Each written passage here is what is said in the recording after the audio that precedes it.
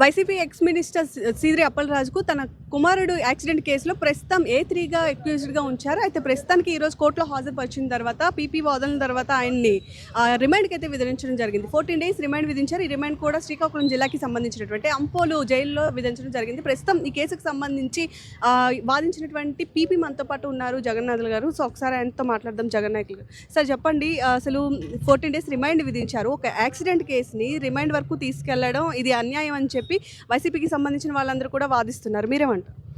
దీంట్లో valid driving licence ఉండి అలాగా జరుగుతుందని, అంటే యాక్సిడెంట్ వ్యాలిడ్ డ్రైవింగ్ లైసెన్స్ ఉండి తర్వాత డ్రైవింగ్ చేసే ఎక్స్పీరియన్స్ ఉంటే ఒక అనుకోకుండా యాక్సిడెంట్ జరిగితే యాక్సిడెంట్ కింద ట్రీట్ చేస్తారండి. కానీ అతనికి ఎటువంటి డ్రైవింగ్ ఎక్స్పీరియన్స్ కానీ తర్వాత లైసెన్స్ కూడా వ్యాలిడ్ లైసెన్స్ లేదండి. ఒకవేళ అతనికి LLR లైసెన్స్ ఉందన్నమాట. LLR లైసెన్స్ ఉండేటప్పుడు అతను డ్రైవ్ చేసినప్పుడు వెహికల్కి ఫ్రంట్కు ఎల్బోర్డ్ పెట్టాలి, బ్యాక్ ఎల్బోర్డ్ పెట్టాలి. అతను డ్రైవ్ చేసినప్పుడు ఎక్స్పీరియన్స్ డ్రైవర్ కూడా వెనుక ఉండాలి. అలా కాకుండా పగలు కూడా డ్రైవ్ చేయాలి, నైట్ డ్రైవ్ చేయకూడదు అనమాట, యాజ్ పర్ MVA రూల్స్. అది దానివల్ల ఏంటంటే అతను తెలిసే అతనికి డ్రైవింగ్ రాదు, లైసెన్స్ లేదు, కానీ ఇలాగ డ్రైవింగ్ రాని వ్యక్తిని ఉండి కూడా డ్రైవింగ్ చేస్తే ఎవరు ప్రాణహాని కానీ ఎవరు దేహానికి కానీ గాయపరిచే అవకాశం ఉన్నది కాబట్టి ఉన్నది.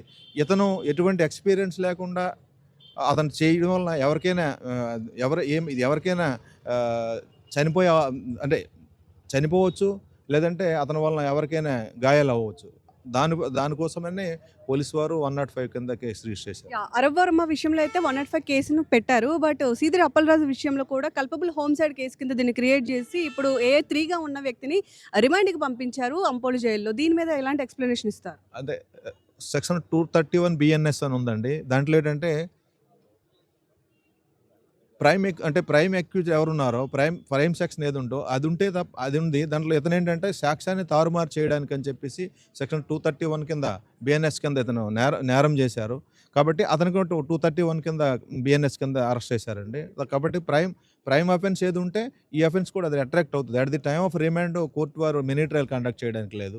కాబట్టి ఒకవేళ 105 BNS అతనికి అట్రాక్ట్ కాకపోతే సెషన్స్ కోర్టులో అతను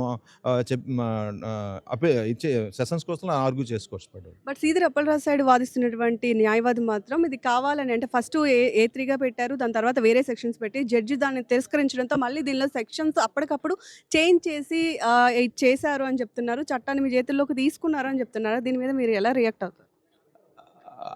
అది ఆ సెక్షన్లో వర్తించి జడ్జి గారు రిటర్న్ చేయలేదండి.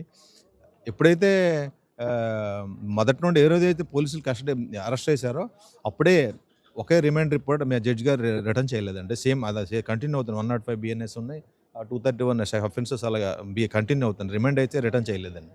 సార్, అరవవర్మ విషయంలో 3 times వాళ్ళు బెయిల్కి అప్లై చేశారు. బట్ దాన్ని రిజెక్ట్ చేయడం జరిగింది. ఎందుకని రిజెక్ట్ చేస్తారు? దాన్ని బెయిల్ అప్లికేషన్ డిస్మిస్ చేశారు. ఎందుకంటే పోలీసు వారు కస్టడీ కావాలని చెప్పేసి ముద్దాయి కస్టడీలో విచారణ చేయాలి, ఫర్దర్ మోర్ ఇన్ఫర్మేషన్ కావాలని చెప్పేసి ఈ పోలీస్ కస్టడీ పిటిషన్ చేశారు. Basing on that custody petition మన 6th AD సోంపేట వారు గౌరవ న్యాయమూర్తి డిస్మిస్ చేశారు. బట్ ఒక యాక్సిడెంట్ కేసుని హత్య కేసుగా ఉండే సెక్షన్స్ని చిత్రీకరించడం చాలా వరకు రాంగ్ అని ప్రజలు అభిప్రాయపడుతున్నారు. సో ప్రజలకు మీరు ఏం చెప్తారు? అది పోలీసులను కోర్టు డిసైడ్ చేస్తుంది. ఎందుకంటే ఇన్వెస్టిగేషన్ డిసైడ్ అయితే అవుద్ది. ఎందుకంటే అది ఈ స్టేజ్లో మేము డిసైడ్ చేయలేము. సీదిరి అప్పలరాజుకి 14 days రిమాండ్ విధించారు కదా సార్, వాళ్ళు బెయిల్కి వెళ్ళే ఛాన్స్ ఉంటుందా? బెయిల్ వచ్చే ఛాన్స్? అప్లికేషన్ ఎవరికైనా any person can move bail application any court, but sessions court or high court ఎక్కడైనా బెయిల్ చేసుకోవచ్చు. ఫర్దర్ ఏముంటుంది సార్ యాక్షన్స్? 14 days రిమాండ్ తర్వాత ఎట్లాంటి చర్యలు ఉంటాయి?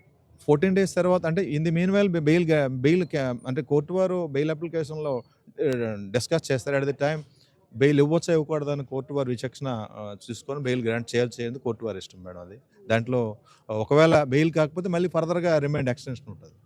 అదే చట్టపరంగానే చర్యలు తీసుకున్నారని చెప్తారు, ఎవరు ప్రెషర్ లేదంటారు.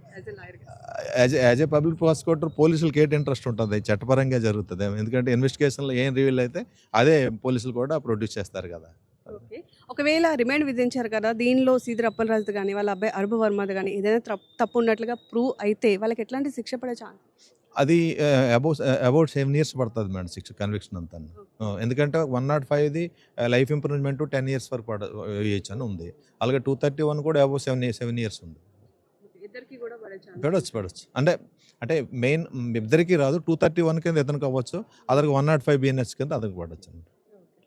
ఓకే 61 కూడా ఉంది ఇతని పైన. సో చూస్తున్నారు కదా, ఇది ప్రస్తుతం ఇద్దరు తరపు నుంచి వాదనలు ఈ విధంగా ఉన్నాయి. ఏదేమైనా సరే 14 రోజులు శ్రీధర్ అప్పలరాజుకి రిమాండ్ అయితే విధించడం జరిగింది. మరి బెయిల్కి సంబంధించి వాళ్ళు ఫర్దర్గా ఎట్లాంటి ప్రాసెస్ చేస్తారు, దాని మీద బెయిల్ అనేది డిపెండ్ అయి ఉంటుంది అంటున్నారు. వాళ్ళు ప్రాపర్గా ప్రాసెస్ చేసుకుంటే ఇది బెయిలబులే, బెయిల్ కూడా ఇవ్వచ్చు అని చెప్పి చెప్తున్నారు.